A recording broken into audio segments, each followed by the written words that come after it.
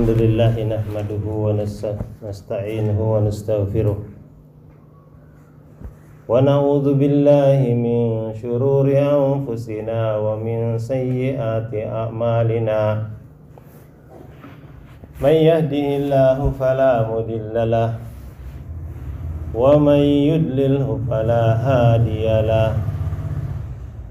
Asyhadu an la ilaha illallah wahdahu la syarika lah wa asyhadu anna sayyidana Muhammadan abduhu wa rasuluh sallallahu ta'ala alaihi wa ala alihi wa sahbihi wa baraka wa sallama tasliman katsiran katsira.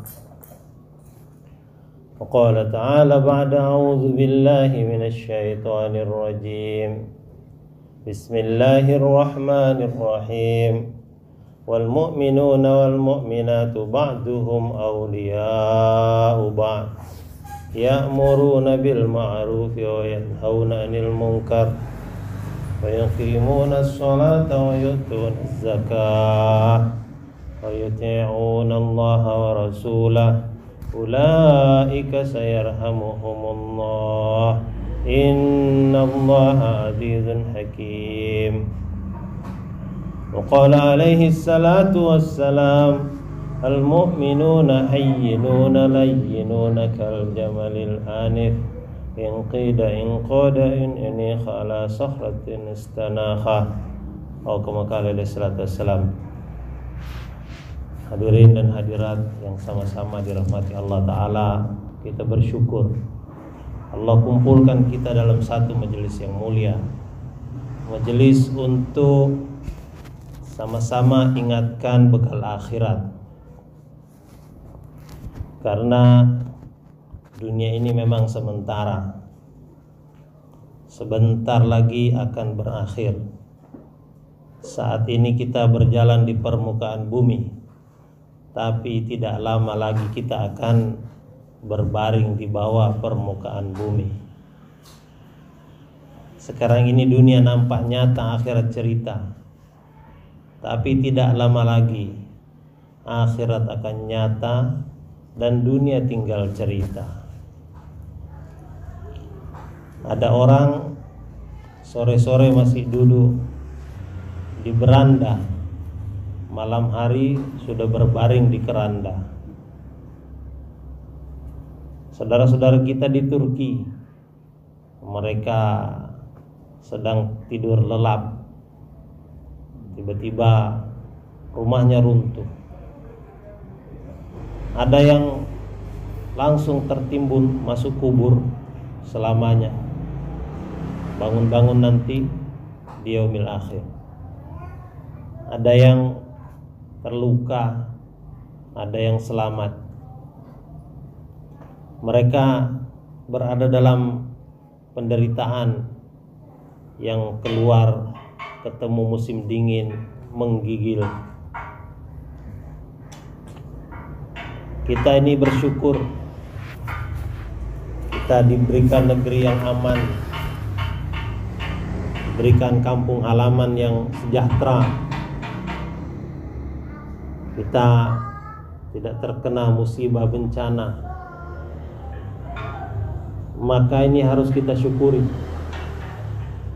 Dan kita dihadirkan Allah dalam majelis yang sangat mulia. Kita harus luruskan niat kita. Siapa yang niatnya pergi mencari ilmu, maka Allah terima setiap perjalanannya itu sebagai orang yang jihad fi sabilillah. Orang yang sedang fi sabilillah ini, maka 7 lapis langit dan 7 lapis bumi sampai kepada ikan-ikan di lautan, bahkan semut-semut dalam lubangnya mendoakan ampunan dan rahmat. Ibu tinggalkan rumah, sejak meninggalkan pintu rumahnya, setiap langkahnya, seluruh makhluk di langit di bumi itu mendoakan ampunan dan rahmat. Ya Allah, ampuni dia, rahmati dia, sayangi dia. dan duduk dalam majelis. Majelis seperti ini didatangi oleh para malaikat, diturunkan sakinah, diberikan ketenangan jiwa, dan orang-orang yang duduk dalam majelis pun disebut-sebut namanya di majelis yang lebih besar di sisi Allah Subhanahu wa taala. Maka sungguh satu keberuntungan yang besar ibu-ibu dipilih Allah Ta'ala untuk hadir di majelis ini. Dan setelah selesai majelis nanti akan ada satu pengumuman dari malaikat, Qumum maghfurallak, bangunlah kalian sedangkan dosa-dosa kamu telah diampuni. Bahkan bukan dosa-dosanya saja diampuni, qad bugdilat sayyiatukum hasanat, telah ditukar keburukan-keburukanmu dengan kebaikan-kebaikan. Jadi tempat untuk mendapatkan pengampunan dosa adalah majelis taklim, dan tempat untuk menukar keburukan-keburukan menjadi kebaikan-kebaikan adalah majelis taklim. Majelis yang dimana di sana disebutkan asma Allah, disebutkan ayat-ayat Allah, kalam Rasulullah, sabda-sabda Rasulullah. Di situ malaikat akan datang. Jadi yang hadir di tempat ini bukan hanya ibu-ibu dari Buaran, tapi yang hadir di majelis ini juga para malaikat. Mereka itu saling calling satu sama lain, saling WA, SMS satu sama lain. Dari langit pertama dia calling teman-temannya yang di langit kedua, sini ada majelis. Maka dari langit kedua turun. Begitu juga dari langit kedua dia calling ke atas, langit ketiga turun juga, dari langit keempat, kelima, keenam, ketujuh, semuanya turun. Jadi yang hadir dalam majelis ini bukan hanya ibu-ibu dari kampung Buaran, tetapi penduduk langit, 7 lapis langit juga hadir dalam majelis ini.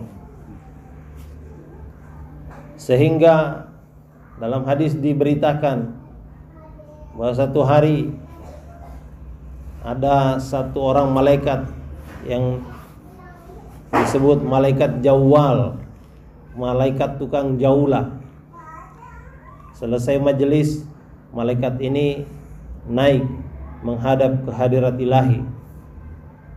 Kemudian Allah tanya kepada malaikat ini, padahal Allah Maha tahu, dari mana kamu?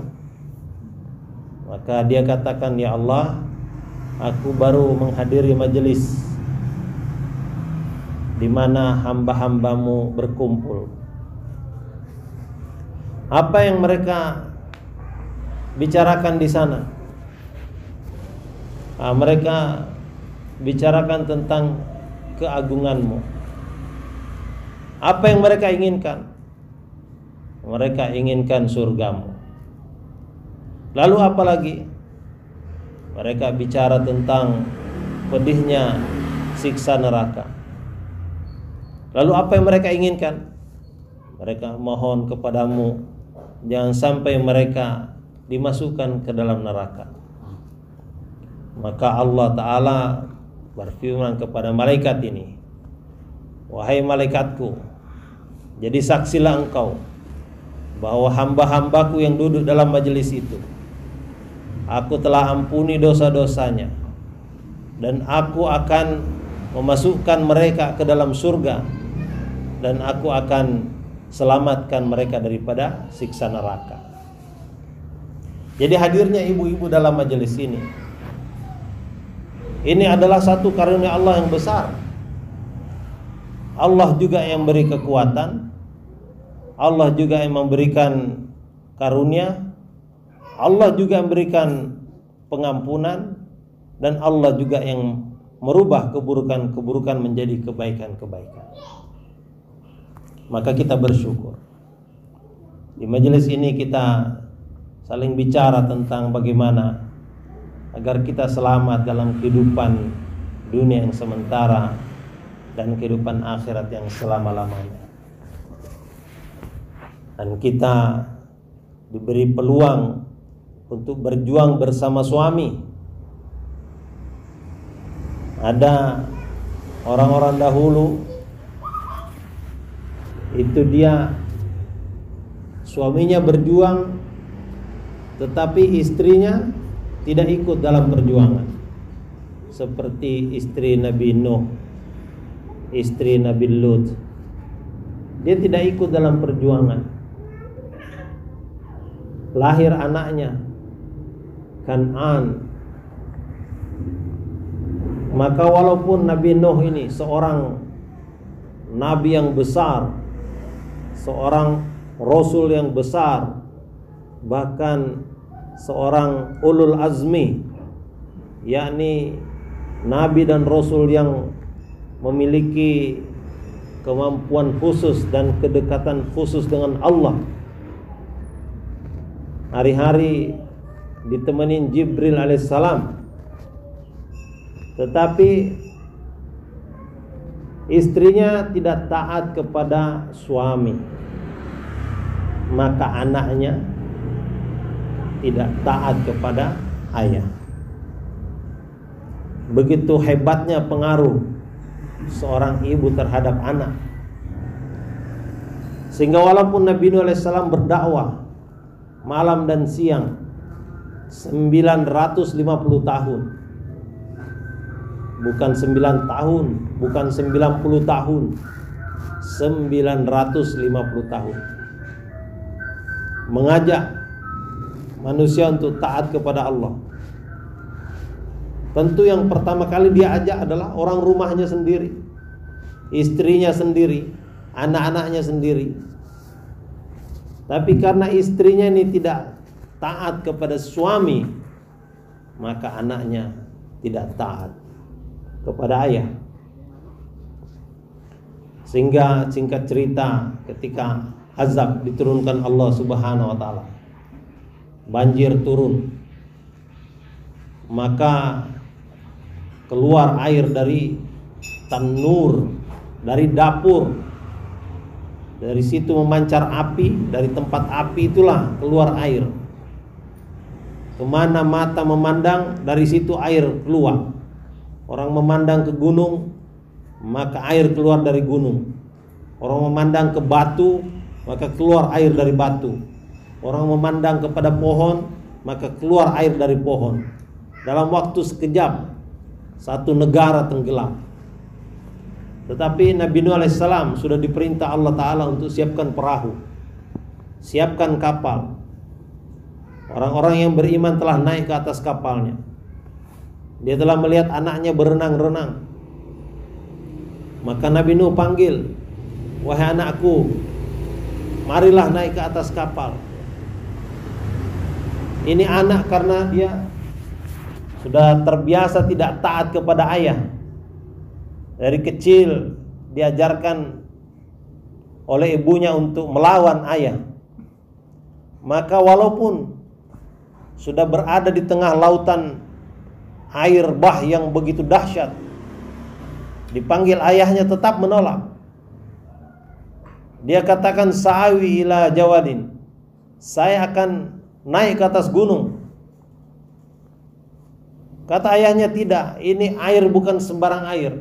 Ini air azab dari Allah Subhanahu wa taala. Kamu akan selamat kalau engkau naik ke atas perahu." Seperti sekarang ini. Ini Allah Ta'ala telah kirimkan agama ini untuk menyelamatkan manusia. Kemudian mengirimkan usaha dakwah itu untuk menyelamatkan manusia. Maka orang-orang diajak. Orang kota diajak, orang desa diajak, laki-laki diajak, perempuan diajak, semua supaya naik ke atas perahu dakwah Rasulullah SAW, naik ke dalam usaha dakwanya Rasulullah SAW. Siapa naik dia akan selamat, selamat dari berbagai macam musibah, bencana. Ini Nabi Nuh mengajak putranya naik, tapi putranya menolak. Akhirnya binasa. Nabi Nuh merasa sedih. dalam keadaan anaknya dibinasakan Allah Ta'ala, maka dia protes kepada Allah, ya Allah, dia adalah putraku, dia anakku, selamatkan dia. Maka Allah Ta'ala marah kepada Nuh alaihissalam, innahu laisa min ahlik, dia itu bukan ahli kamu, dia bukan keluarga kamu, dia bukan keturunan kamu. Jadi Allah putuskan tali hubungan antara anak dengan orang tua ini. Kenapa? Innahu amaluhu gaira salih, amalannya dia tidak soleh, amalannya dia tidak mengikut engkau, amalannya dia tidak mengikut kepada perintahku. Maka Allah Ta'ala yang putuskan hubungan antara nasab orang tua dengan anak ini.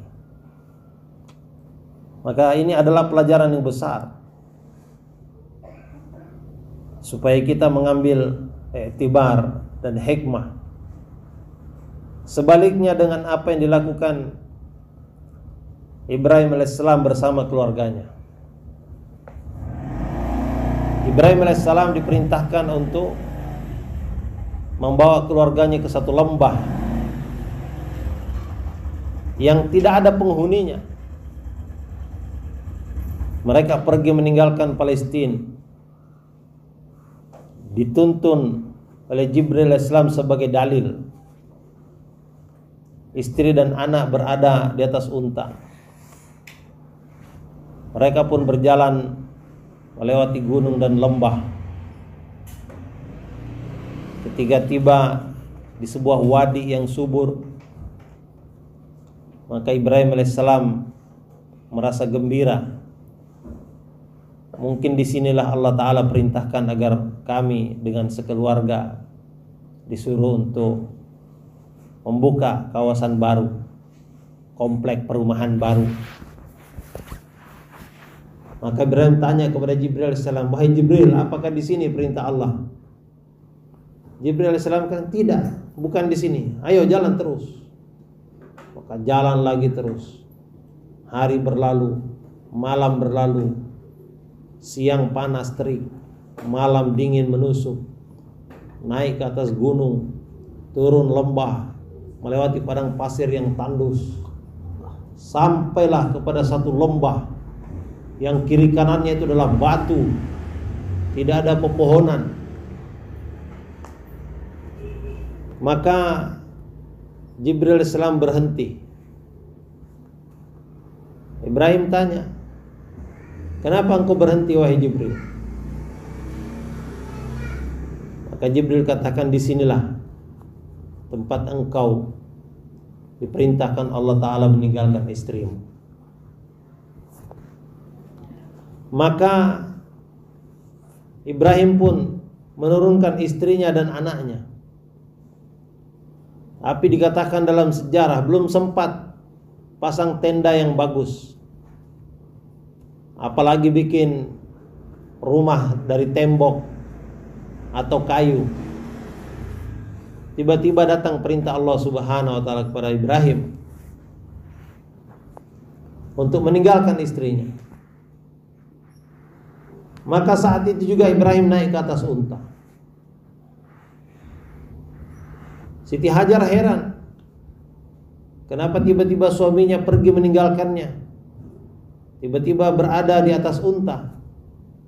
Maka dia mengejar, wahai Ibrahim, engkau hendak kemana?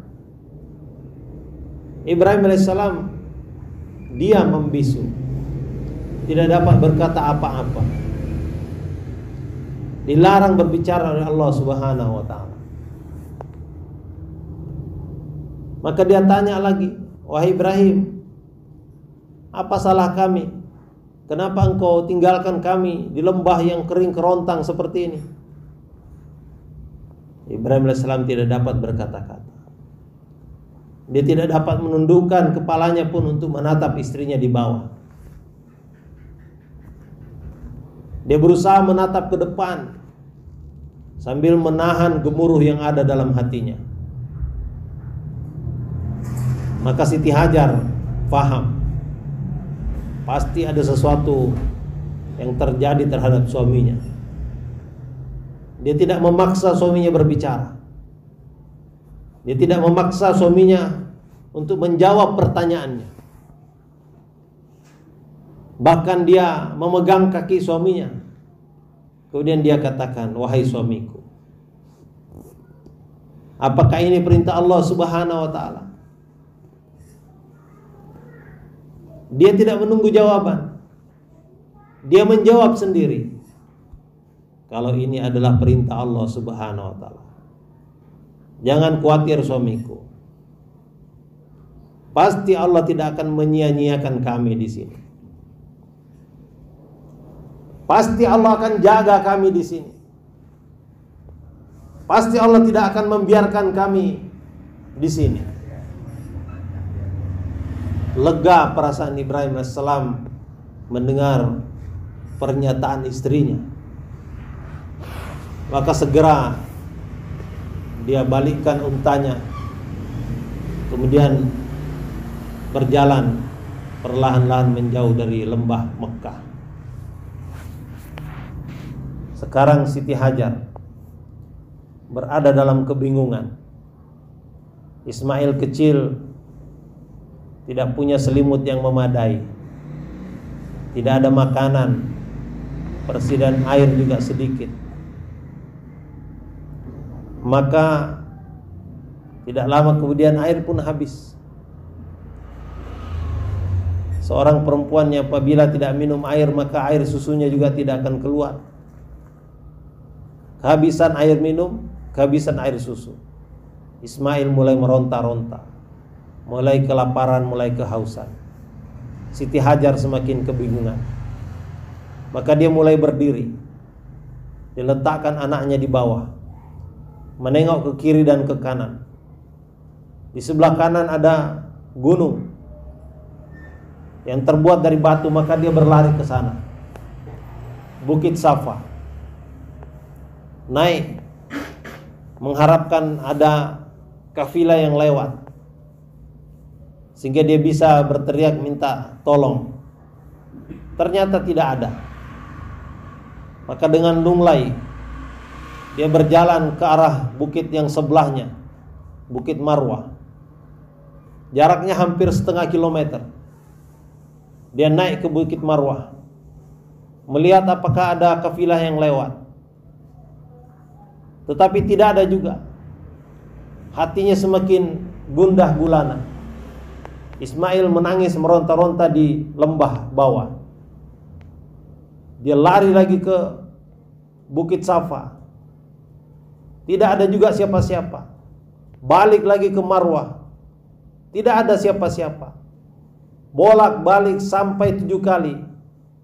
Akhirnya sampailah titik di mana hatinya mengatakan tidak bakal ada pertolongan dari makhluk. Dia pun terkapar di tengah-tengah antara Safa dan Marwah. Pingsan dia di situ. Kemudian ketika dia siuman, tiba-tiba dia mendengar bukan suara tangis anaknya, tapi suara ketawa-ketawa dengan suara air yang memercik. Maka dia segera bangkit, duduk. Dia berlari ke arah anaknya. Dia lihat ada air di situ, telah memancar dari bawah kaki putranya.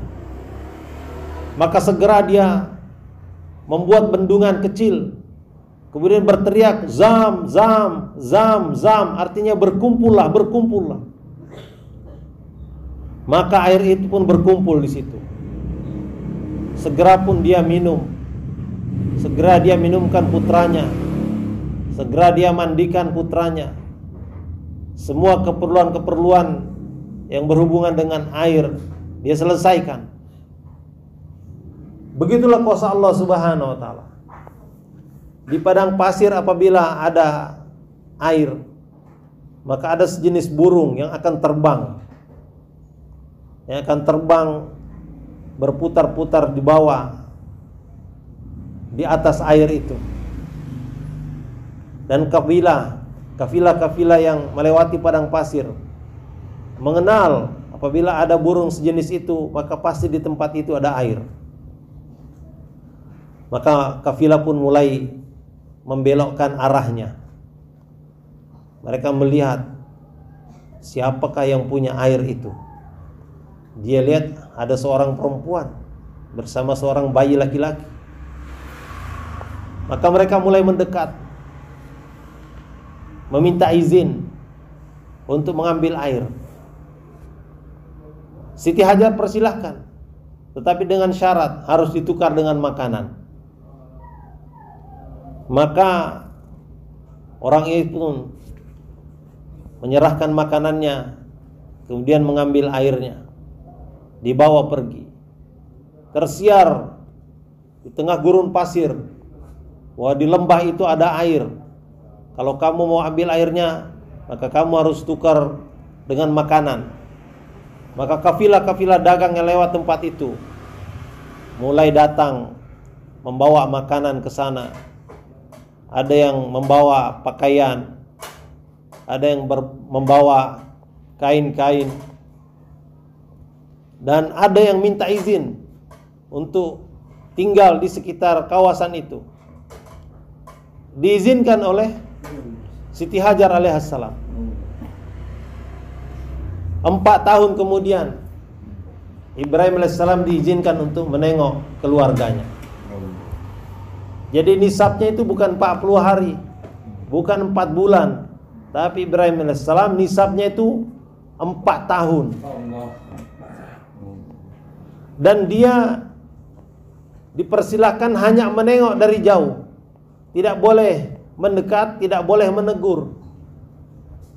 Maka Ibrahim alaihissalam mengintip dari jauh. Ini bagaimana keadaan istriku.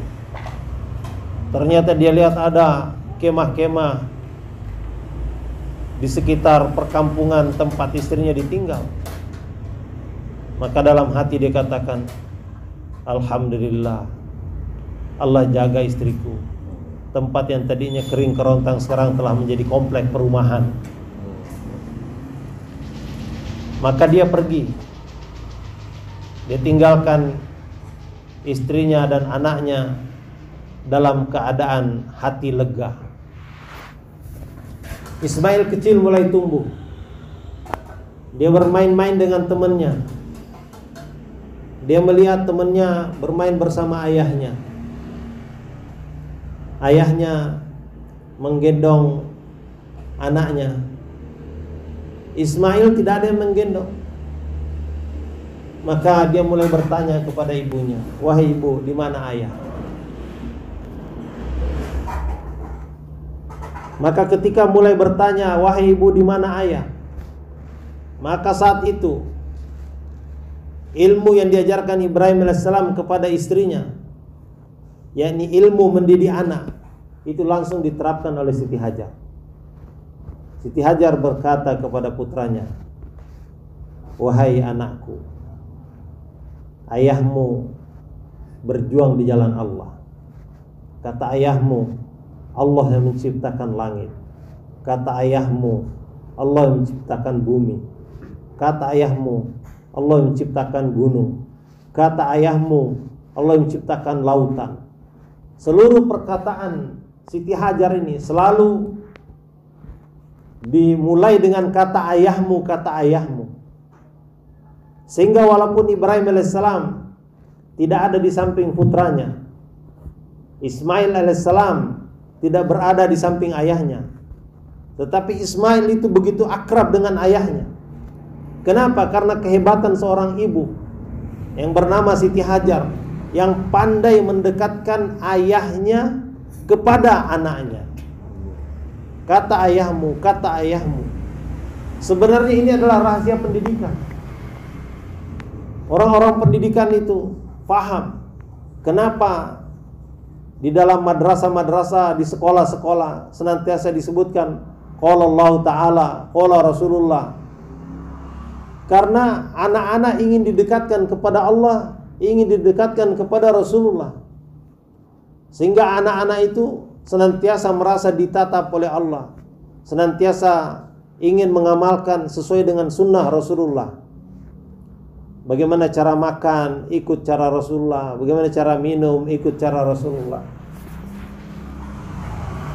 Ini rahasia pendidikan yang hari ini kurang dibicarakan.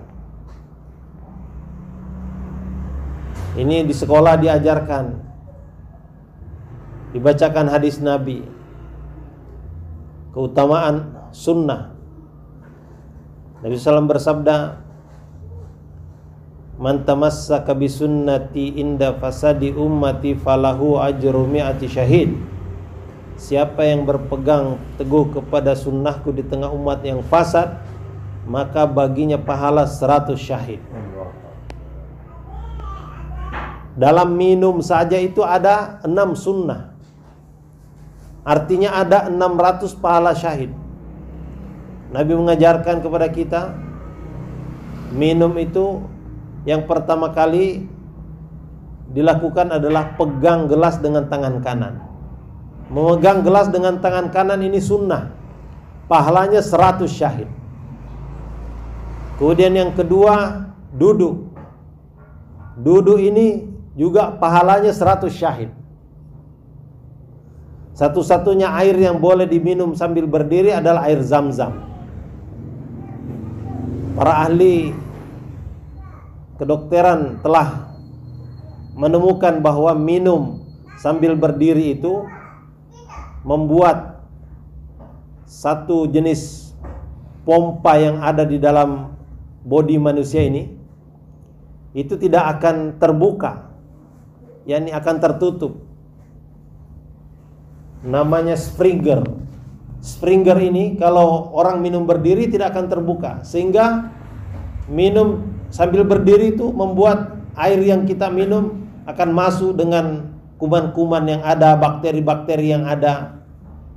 Tapi kalau orang minum duduk, maka dia akan melalui Springer, akan melalui saringan, sehingga bakteri-bakteri akan disaring di situ dan mati di situ. Kalau air Zam-Zam tidak perlu, karena dia sudah steril, langsung Allah Subhanahu wa ta'ala sterilkan. Minum dengan duduk, ini pahalanya 100 syahid. Kemudian yang ketiga, lihat. Sebelum minum itu lihat, menggunakan mata. Ini juga pahalanya 100 syahid. Kemudian yang keempat, ucap bismillah. Ucap bismillah itu 100 syahid pahalanya. Kemudian yang kelima, minum dengan bertahap. Jangan sekaligus minum glek sampai paru-paru itu bisa rusak. Minum bertahap. Kemudian terakhir ucap hamdalah, alhamdulillah. 100 syahid. Total 600 pahala syahid menanti kita dalam minum. Hari ini karena kita tidak tahu betapa hebatnya amalan sunnah ini dalam setiap kehidupan kita, sehingga kita menyia-nyiakan. Kadang-kadang minum sambil berdiri, pakai tangan kiri pula, ngangkat kaki pula satu di kursi. Ini karena tidak paham nilainya amal sunnah. Bagaimana banyaknya amal sunnah di dalam makan, amal sunnah dalam berpakaian, amal sunnah dalam perjalanan. Ini semua dipelajari waktu keluarnya Allah Ta'ala. Inilah yang diajarkan oleh Rasulullah. Dan itu sebabnya di madrasah selalu disampaikan qala Allah Ta'ala, qala Rasulullah, supaya anak ini dekat dengan Allah, dekat dengan Rasulullah. Inilah cara Siti Hajar mendekatkan putranya Ismail kepada ayahnya. Kata ayahmu, kata ayahmu, kata ayahmu. Sehingga ketika tahun ke-8 datang lagi nisab kedua Ibrahim AS untuk menengok keluarganya. Kali ini diperkenankan untuk menemui istrinya, tapi tidak boleh turun dari unta. Maka datang Ibrahim AS, dia mengintip dari jauh.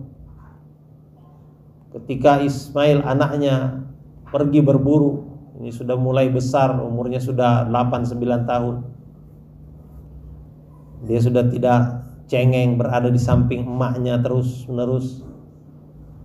Maka dia mendatangin istrinya. Kaget, wahai Ibrahim, engkau di sini. Tapi Ibrahim sekali lagi dilarang berbicara. Maka istrinya minta, turunlah wahai suamiku. Tapi Ibrahim AS dilarang turun juga. Maka berkata istrinya, tunggu sebentar kalau begitu. Maka Siti Hajar pergi ke sumur Zam-Zam mengambil air. Kemudian minta suaminya agar membungkukkan wajahnya sehingga bisa dibasuh wajah suaminya dengan air. Ini amalan besar, amalan istri Nabi, amalan seorang ahli surga, membasuh wajah suami dengan air. Nanti ibu-ibu pulang dari pengajian ini silahkan ambil air, kemudian basuh wajah suaminya. Kenapa? Nanti suaminya akan heran, kenapa kok wajah saya ini dibasuh dengan air? Aku dengar tadi di pengajian bahwa membasuh wajah suaminya adalah sunnah istrinya Nabi Ibrahim alaihissalam. Dia ini ahli surga, aku akan membasuh wajahmu. Tidak turun Ibrahim alaihissalam dari unta. Selesai dibasuh wajahnya, maka Ibrahim alaihissalam kembali lagi meneruskan perjalanan dakwahnya. Ismail alaihissalam semakin besar. Dia mulai melihat anak-anak seumurnya naik unta, naik kuda. Dia pun ingin seperti itu. Tetapi ibunya terus berkata, wahai anakku, kata ayahmu, Allah yang menciptakan langit, Allah yang menciptakan bumi, Allah yang menciptakan gunung, Allah yang menciptakan kuda, Allah yang menciptakan unta.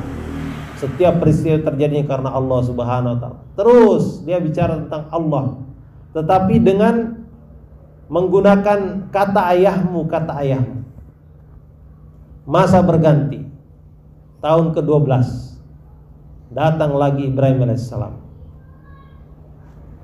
Umur Ismail lebih kurang 13 tahun. Sedang lincah-lincahnya seorang remaja. Ternyata Ibrahim alaihissalam bermimpi diperintahkan untuk menyembelih putranya. Maka ketika datang ayahnya, ibunya mengatakan, wahai Ismail, itu ayahmu datang. Betapa gembiranya seorang Ismail, seorang anak kecil umur 13 tahun. Selama ini dia tidak kenal ayahnya, tidak tahu wajah ayahnya. Sekarang ibunya mengatakan, itu ayahmu datang. Seorang yang hanya berada dalam angan-angannya selama ini, hanya ada dalam pikirannya. Seorang yang hebat, seorang yang berwibawa. Ternyata betul ayahnya adalah seorang yang hebat, seorang yang berwibawa, bercahaya. Datang ayahnya, maka dia peluk erat-erat. Ayahnya pun memeluk erat-erat. Air mata mengalir dari keduanya.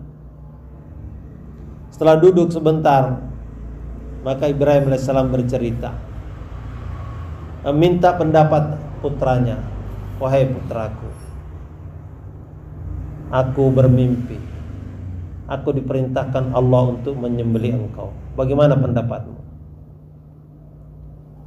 Ini seorang pemuda, seorang remaja yang tidak pernah dididik oleh ayahnya, yang tidak pernah bertemu dengan ayahnya. Ketika bertemu malah ayahnya ingin mencelakakannya. Tetapi anaknya ini nurut kepada ayah. Wahai ayah, apabila itu ada perintah Allah Subhanahu wa ta'ala, maka laksanakanlah wahai ayah.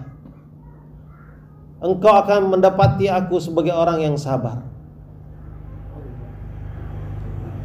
Ini anaknya menantang ayah, mempersilahkan ayah untuk mencelakainya.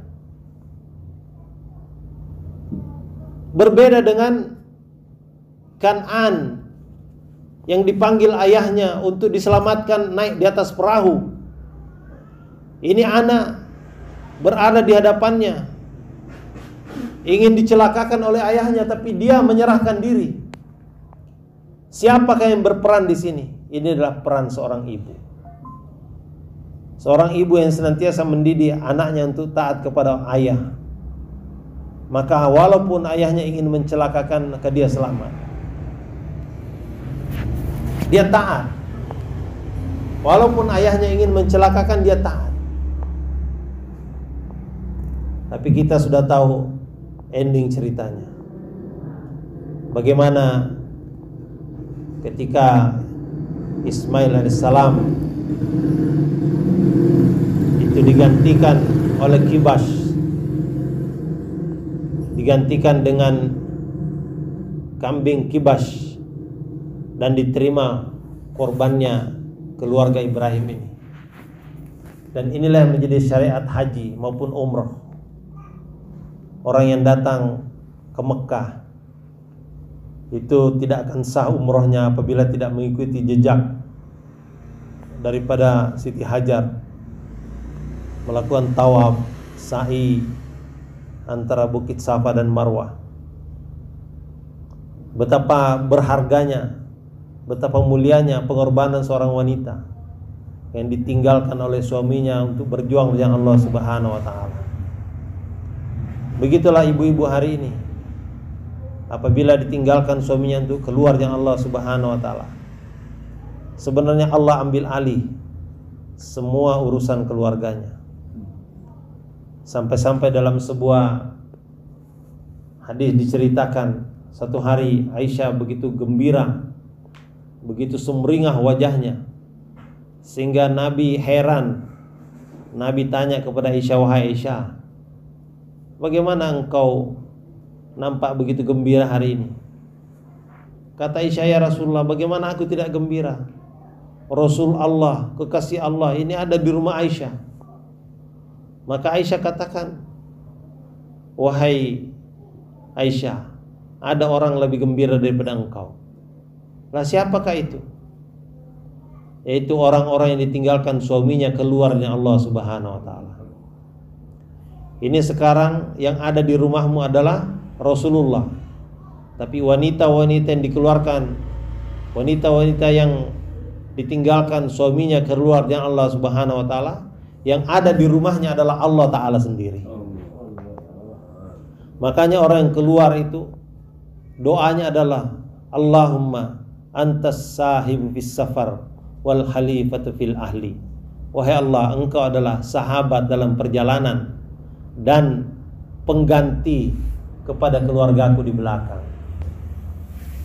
Begitulah orang-orang yang keluarnya Allah Subhanahu wa taala. Allah sendiri yang akan ambil alih semua urusan keluarganya. Keyakinan inilah yang ada dalam diri Siti Hajar alaihissalam, dan yang ada di dalam diri istri para sahabiah, sehingga mereka rela ditinggalkan suaminya keluar dari Allah Subhanahu wa taala. Maka ibu-ibu apabila mendorong suaminya keluar dari Allah Subhanahu wa taala, maka Allah akan perbaiki keadaan rumahnya, perbaiki imannya, perbaiki amalnya. Nah, silakan insyaallah dicatatkan suaminya, daftarkan suaminya keluar dari Allah taala. Bukan seperti Ibrahim alaihissalam 4 tahun, 8 tahun, 12 tahun, 13 tahun, tidak. Tetapi ini latihan dulu. Suaminya diajak keluar 3 hari di jalan Allah Subhanahu wa taala. Setelah itu nanti akan terasa perubahannya di rumah. Suaminya yang tadinya mungkin bicara kasar karena sering duduk dalam majelis, maka keburukannya yang suka bicara kasar diganti Allah dengan bicara kelembutan. Itulah rahasia kenapa Umar bin Khattab bisa berubah, karena senantiasa duduk dalam majelis.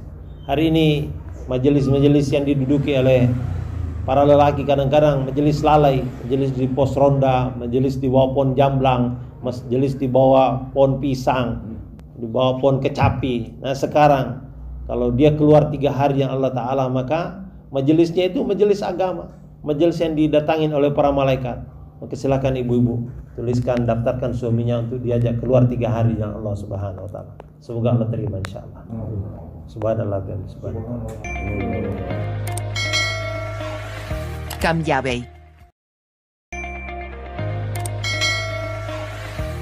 Yabe.